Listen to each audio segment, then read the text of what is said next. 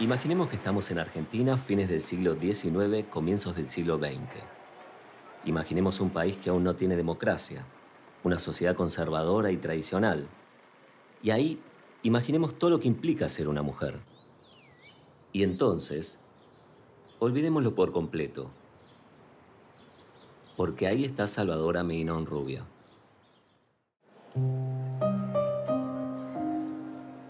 Me parece que es un personaje que pinta mucho la época, que fue una gran transgresora. Madre soltera, escritora anarquista, militante pública. Era en muchísimos términos más periodista que escritora. Salvadora Meinón Rubia, la mujer que a principios del siglo XX entendió que lo personal es político y así lo escribió. La que fue moderna en el completo y redondo sentido de la palabra modernidad. Una mujer nueva que vivió todos los pecados que se puedan imaginar. Salvadora Meinón Rubia.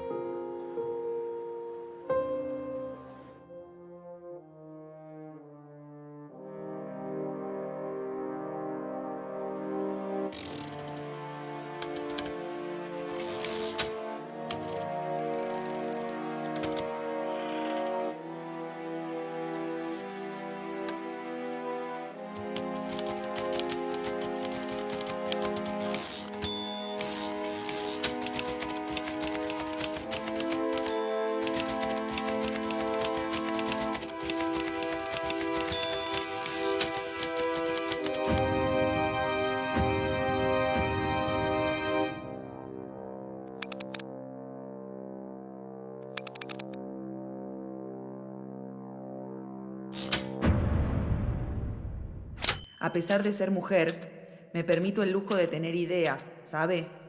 Yo tengo ideas boxeadoras, ideas que se dan directos y crosses y swings con la vida. Gualeguay, Entre Ríos, son los años finales del siglo XIX. Ahí crece Salvadora jugando que es hija de una princesa, pero su madre es Teresa Honrubia, que de linaje noble tiene poco y nada. Se dice que bailaba en un circo, se dice que con el nombre Bracitas de Fuego, por el pelo que Salvadora heredó. Se dice que estuvo casada, o que tal vez no. Lo cierto es que de Alfonso Medina es una figura ausente, borroneada. Ahora Teresa es maestra rural y se la respeta, pero a las hijas no. Chusmeríos de pueblo que tal vez poco importan, pero que aparecen ahora que queremos biografiar. Sabemos que a los 15 años Salvadora Meinón Rubia ya se asume anarquista, que es maestra y que publica en un diario de Gualeguay y en la revista Fray Mocho, de Buenos Aires. De esas narraciones crudas y descarnadas que da edición, saldrá bastante después el libro Humilde y Doliente.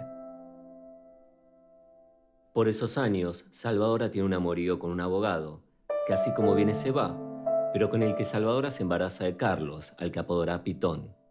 Y así es que Salvadora Meinón Rubia, 16 años, decide cambiar y dejar todo el chusmerío de pueblo atrás.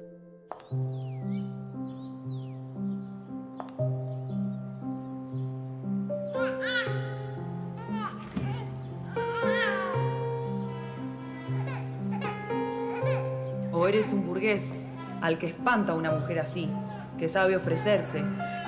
¿Te desconcierta la mujer que sale al camino y ofrece al hosco vagabundo, que nada pide, su alma y su carne, como podría ofrecerle el pan y el agua?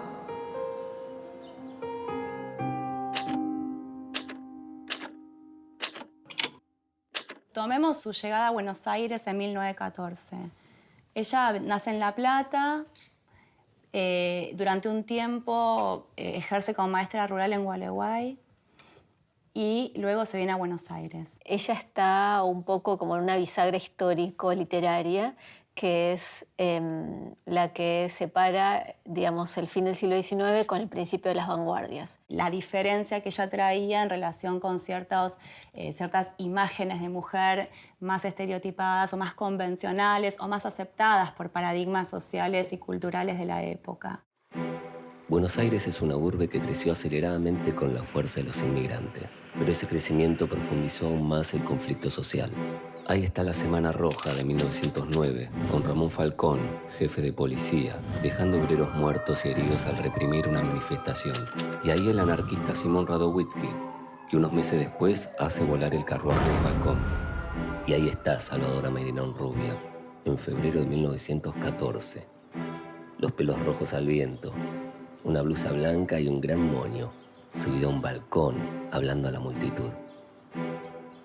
Se defiende al vindicador Simón y se lucha por una sociedad mejor, más libre, sin opresión. Yo daré el ejemplo y levantaré los corazones en la lucha, para lo cual reclamo el derecho de ir con mis compañeros, delante de todos, empuñando la bandera roja, que es como el fuego de los corazones. 2 días después, Salvadora es la primera mujer que ingresa como redactora al diario La Protesta.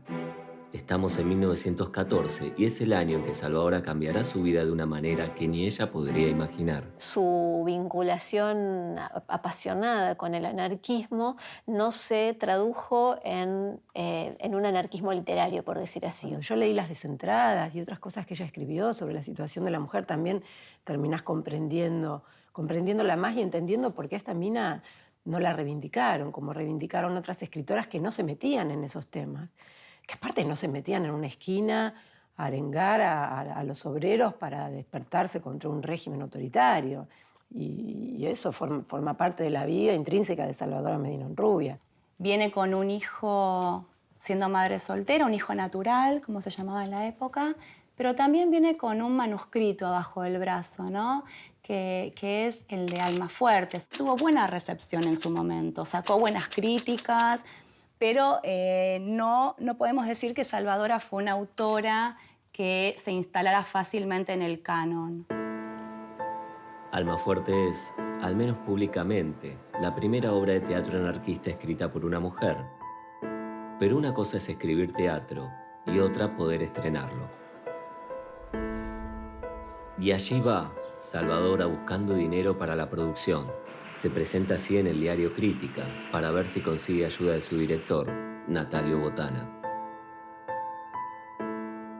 Pasa una, pasan 1000. Son las mujeres que pasan. Todas. Una, todas. Y de repente, sin que le anuncie nada, pasa una entre todas. Una que no es más bonita que las otras, ni más joven, ni más elegante, ni anda mejor, ni mira mejor. Pero esa es una. Es sola, esa arrastra todas las miradas, todo lo imprecisado que nos sugiere la mujer. Una mujer entre las mujeres.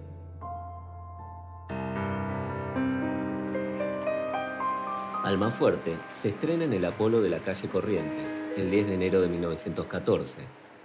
Salvadora Medina Honrubia no solo encontró en Natalio Botana un productor teatral. En 1915, nace Elvio y Delfonso Botana, el primer hijo que tienen juntos. Natalio también adopta a Pitón, al que le da su apellido, pero no se casan y tienen 2 hijos más. Recién cuando nace Georgina Botana, convence a Salvadora de pasar por el registro civil. En el caluroso enero de 1919, 2.500 obreros de la metalúrgica Bacena entran en huelga y las cosas se ponen mal. Pistoleros contratados por empresas matan a varios huelguistas en el lugar. Salvadora está presente en el entierro con su hijo Pitón, cuando la caballería carga contra los obreros. Hay gritos, corridas. Salvadora cae en una fosa y pierde momentáneamente a Pitón en la multitud. La represión es feroz. El diario anarquista La Protesta es clausurado y por un tiempo se imprimirá clandestinamente en los talleres de crítica. Salvadora todavía escribe una sección. La revuelta durará días y será conocida como la Semana Trágica.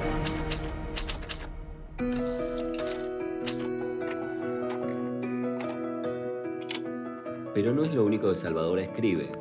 En 1921 publica los versos de La Rueca Milagrosa y ese mismo año estrena La Solución. Ella no fue una autora de estos géneros que podríamos llamar aceptados también, como por ejemplo las cartas o la poesía lírica. Una autora anarquista que tampoco tenía problemas en ser propietaria de su obra, ¿no? Por eso yo marco siempre estas contradicciones que creo que están también dentro del anarquismo como movimiento. Mientras tanto, Crítica empieza a crecer. Su estilo sensacionalista revoluciona el periodismo y se vuelve referente de la prensa popular. Salvadora Medina Honrubia no tiene una tarea específica, pero es habitual verla en la redacción. Ella estuvo desde el primer día, ella cocinaba, le cocinaba a los obreros del taller y a los periodistas cuando en la época de Vacas Malas y se hizo cargo también de muchas cosas del diario. Natalio Botana forja su mito, cigarro en los labios, se vuelve millonario y se dice conservador. Salvadora sigue afirmando que es libertaria y esas diferencias de la pareja se leen en el papel. El diario critica a Irigoyen desde una mirada conservadora, pero a la vez defiende a huelguistas o al anarquista Simón Radowitzki. Salvadora es ahora una mujer rodeada de lujos. Esposa de un capitalista poderoso. Botana usa un Rolls Royce negro, Georgina, la hija, uno celeste, y Salvadora tiene uno gris a su disposición. Se paseaba en Rolls Royce, o usaba pieles, o vivía en mansiones lujosas. Son las contradicciones que vemos incluso hoy en figuras carismáticas de la política.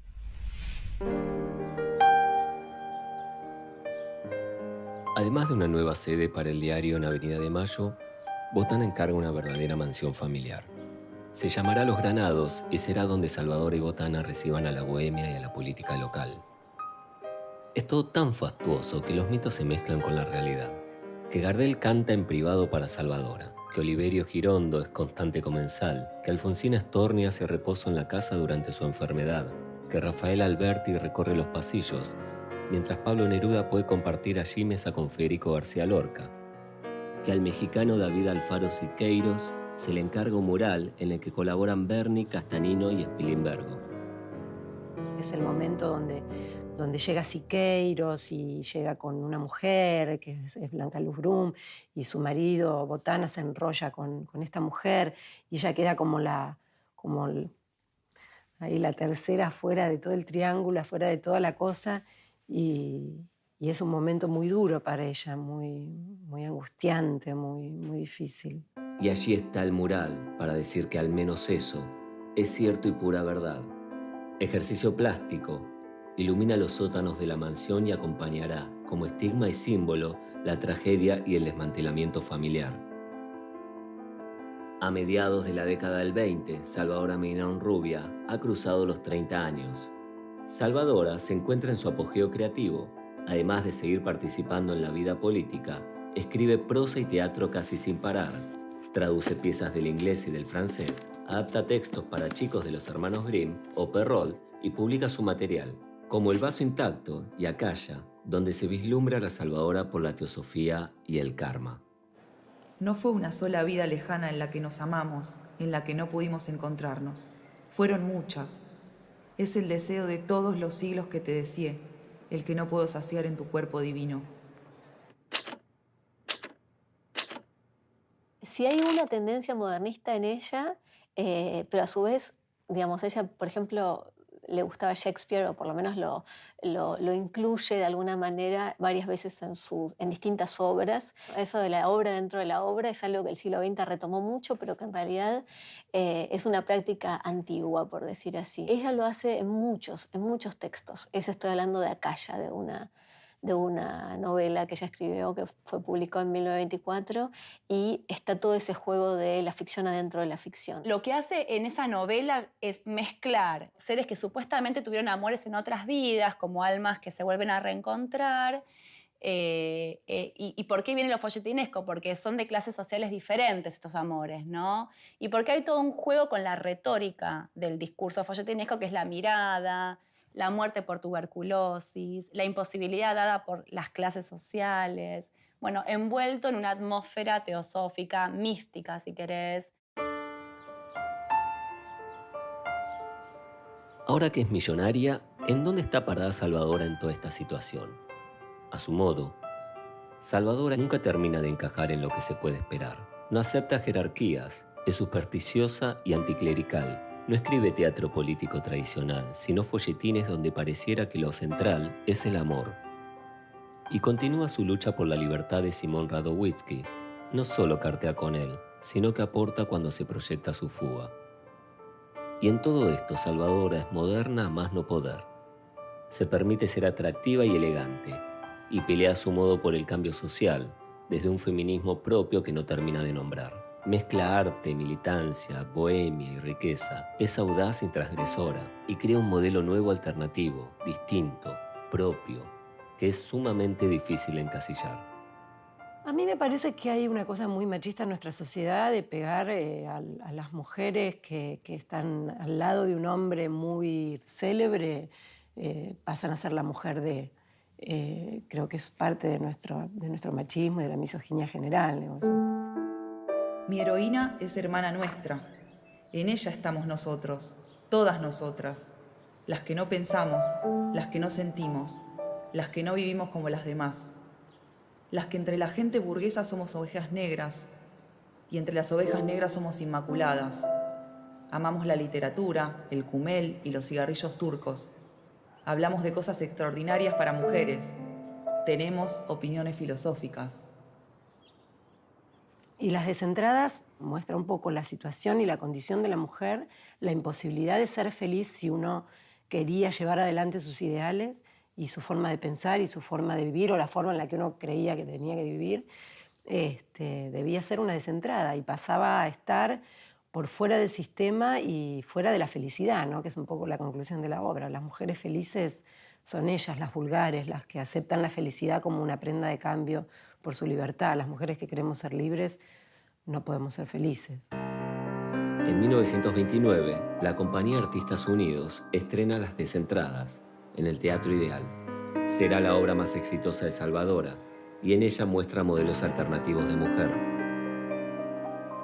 A mí me dejó muy claro cómo era la situación de las mujeres en esa época. Digamos, si uno la lee de afuera, pensaría que está escrita por una mujer de clase alta, de alta alcurnia, como era en general la mujer productora de literatura. Y sin embargo sabemos por su biografía que ella no era una aristócrata de clase alta. Pero a mí lo que me parece interesante de esa obra es justamente esta identificación con los personajes de la autora, ¿no? ¿Y quiénes son las descentradas? Bueno, Salvadora y sus alter ego, estas mujeres boxeadoras, ¿no? Que se animan a todo pese a la condena de la infelicidad. Ese mismo 1929, Salvadora publica su libro de poesía El misal de mi yoga, donde vuelca en la escritura todo su dolor. Es que un año antes, la vida de Salvadora y de toda la familia dio un vuelco descomunal. El 17 de enero de 1928, cuando apenas tenía 17 años, Carlos Natalio Botana, más conocido como Pitón, se pega un tiro. Las versiones familiares difieren, según el que las haga escuchar. La muerte hace estallar la tensión familiar.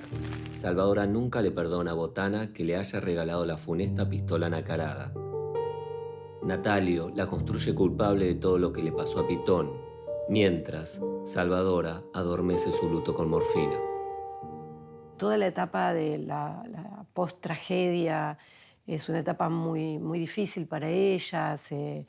Se hace adicta al éter y hace muchos viajes tratando de, primero con Botana, tratando de sacarla de esa adicción. La familia viaja a Europa para olvidar. Allí, Salvadora hace una desintoxicación que la anestesia con éter, una sustancia de la que ya nunca se va a despegar. Corre 1930 y en Argentina los tiempos políticos se aceleraron. Botana apoya el inminente golpe de Estado. A pesar de haber impulsado el golpe, a poco de haberse producido el gobierno militar, clausura el diario Crítica. Varios periodistas son detenidos en la redacción, incluso Natalio Botana y Salvadora Mena Onrubia. Jorge Luis Borges, Alfonsina Storni y Horacio Quiroga, entre otros escritores, firman una carta por la liberación de Salvadora. Agradezco a mis compañeros de letras su leal y humanitario gesto. Como en literatura, en el periodismo y en la vida, Salvadora siente que abre camino y plantea la discusión en sus propios términos. General Uriburu, guárdese sus magnanimidades junto a sus iras y sienta cómo, desde este rincón de miseria, le cruzo la cara con todo mi desprecio. El modo en que lo trata, el lugar en el que se pone ella, de la dignidad, de la pureza. Una mujer que de repente le diga al gobernante de turno que le cruzaría la cara con todo su desprecio, estando presa, me parece que genera incomodidad hoy y antes. Botana y Salvadora pasan más de 3 meses presos, hasta que Uriburu los autoriza a salir juntos a Uruguay. Si bien siguen juntos durante la democracia fraudulenta de la década, Natalio y Salvadora están virtualmente separados. Cuando en la mansión de los Granados se cumplen las fantasías que reúnen bohemia y negocios, Salvadora es apenas una presencia imprecisa. Prefiere pasar el tiempo rodeada de amigas en un departamento de la calle Juncal. Las turbulencias también llegan al Crítica. Salvadora impulsa desde allí el sufragismo para que las mujeres puedan votar. En 1936 se estrena Un hombre y su vida, sobre la Guerra Civil Española. Ella hace una referencia a ese título, haciendo una reflexión que me parece maravillosa. El personaje dice, a partir del psicoanálisis, el hombre no es ya su propia vida. Es decir, un hombre, nosotros no coincidimos con nuestra biografía. Y realmente la obra de Salvadora, esa pieza de teatro, refleja exactamente esa contradicción. Y eso sí es muy moderno, digamos. En 1941, durante un viaje a Jujuy, Natalio Botana, de 53 años y todavía legalmente esposo de Salvadora Meinón Rubia, muere en un accidente de tránsito. Han pasado más de 25 años juntos y en los etéreos recuerdos de Salvadora se mezclan el odio y el amor. Lo que viene para Salvadora son años tumultuosos alrededor del diario Crítica. Años de peleas intestinas, de rencillas familiares, de cambios y de disputas. Salvadora y sus hijos Elvio y Jaime, y su cuñado Raúl Damonte Taborda, marido de su hija Georgina, quedan intermitentemente a cargo del diario. Sus últimos años siempre se cuentan en relación con Copi, que fue su nieto, como si hubiera habido entre ellos una conexión particular. Ella es la que lo bautiza a Copi. Ya en 1947, en pleno peronismo y luego de la gira de Eva Perón por España, Salvadora Meinón Rubia le dedica en Crítica una carta. Nunca mires, Evita, a las miserias del suelo. Lucha y sirve a tu ideal desde el lugar que el destino sabe que ha preparado para ti. No te gastes mirando el suelo. Trabaja, sirve. Cuando Eva hace una gira por Europa y recibe muy malas críticas, Perón le pide a Salvadora que con su firma desde Crítica defienda, avale a Eva. Ella lo hace, poniéndose como al mismo lugar, ¿no? Las dos defensoras de un bien social, de los derechos de la mujer, no te diría compitiendo, pero casi. Bueno, y utiliza fórmulas retóricas como las que se usan para dar un consejo, imperativos, etc. Y bueno, eso le cae muy mal a Eva. No la toma como se suponía que debería tomarlo y empieza como una especie de guerra entre ellas.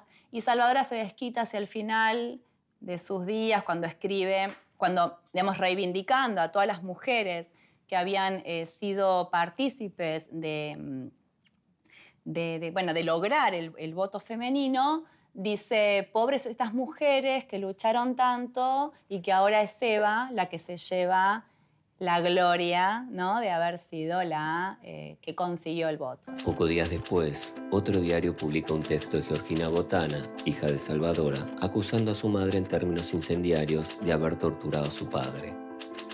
Culmina feroz, ahora somos enemigas. Claramente sus hijos cuando hablaban de ella, Elvio sobre todo, y algunas cosas que llega a decir Georgina, la más chica, no la querían, no transmitían ningún sentimiento afectivo, afectuoso con ella.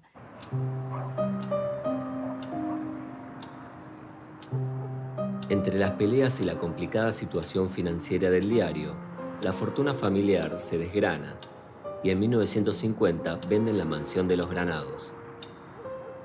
Sola, desamparada, presentí el ataque final. El cerco se estrechó de golpe. Arrecieron las amenazas y esta vez no eran veladas.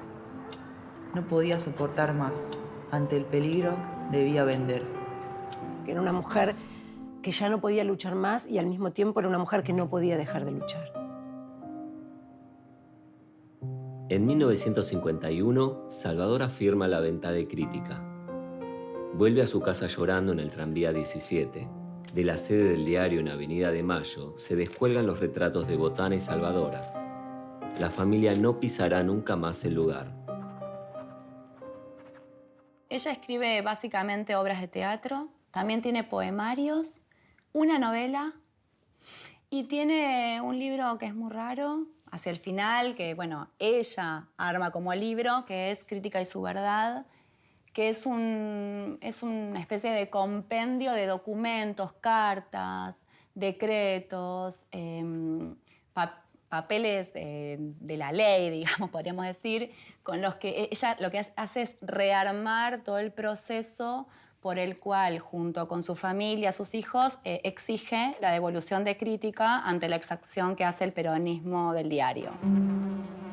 No es una novela, no son poemas, no es una obra de teatro. Crítica y su verdad, publicado en 1958, es un texto que en 400 páginas reúne cartas, presentaciones judiciales, decretos, recortes de diarios, solicitadas y relatos personales que intentan convencer al lector y al Estado argentino que Salvadora es la real propiedad de Crítica. Sus últimos años los pasa en un departamento de la calle Rodríguez Peña, que comparte con algunos pensionistas, a los que les cobra una renta que le permite sobrevivir. La inflación y los gastos se comieron sus millones. Sigue leyendo, seguramente escribiendo, recluida de la escena pública. Tiene un gato negro, juega al solitario. Las obras de Salvadora han pasado de moda. El diario Crítica, ya en otras manos, ha dejado de existir. Todavía le persigue el karma de su hijo Pitón, que murió muchos años atrás. Aguda, distinta, descentrada hasta el final, Salvadora muere el 20 de julio de 1972. En su velorio, alguien comenta que incluso en sus días finales, cuando pasaba por un supermercado de la calle Vicente López, le daba por gritar abajo el capitalismo, fuera yanquis de América Latina. Ese julio de 1972, lo que era el edificio de Crítica se vuelve una dependencia policial. Al mismo tiempo, los fanáticos de los libros pueden encontrar, revolviendo en librerías de viejos, los ejemplares de la desguazada biblioteca familiar de Botana y Salvadora. Luego de años de abandono, la mansión de los Granados cambia de manos, se lotea y se vende a nuevos propietarios. Muchos años después, un expresidente pasa allí su prisión domiciliaria. También está el mural que Salvadora no llegó a disfrutar. Olvidado, trozado, sufre especulaciones inmobiliarias y nuevamente se olvida. Y ahí quedan, por supuesto, los libros de Salvadora, en lo que las mujeres nunca jamás son lo que las buenas conciencias esperan de ellas.